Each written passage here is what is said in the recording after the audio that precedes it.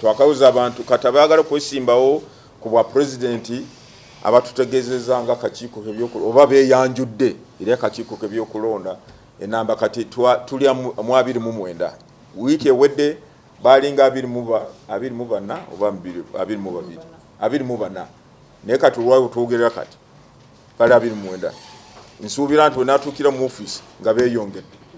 Mr. Elton Joseph Mabirizi, Dr. Kalim Moses Amin, Mr. Mugerwa Timothy, Apostle Ben Israel Seninde, Honorable Kyagulanyi Central Robert, Mr. Bob Paul Akileng, Mr. Sendagire Isaac Salongo, Mr.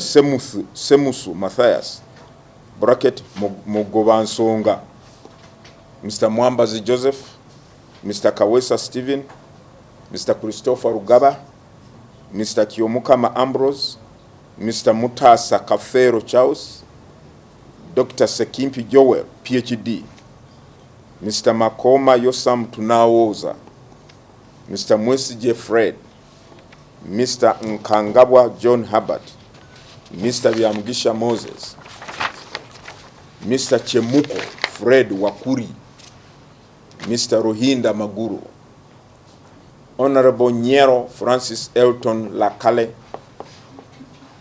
Lieutenant General Henry Tumukunde, Mr. Nyonzima Edward, Dr. Okelo Daniel, PhD, Miss Grace Kabarungi Muluya, Miss Darlene Kamusime, Pastor Sempebwa Godwin Batuwade, Dr. Amir Kabunga, and Mr. Dan Masiko.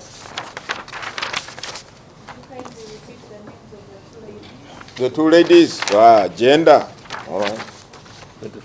Miss Grace Kabarungi Muluya, Miss Grace Kabarungi Rungi Ara Muluya, and Miss Darlene Darlen Kamusime. Those are the two ladies.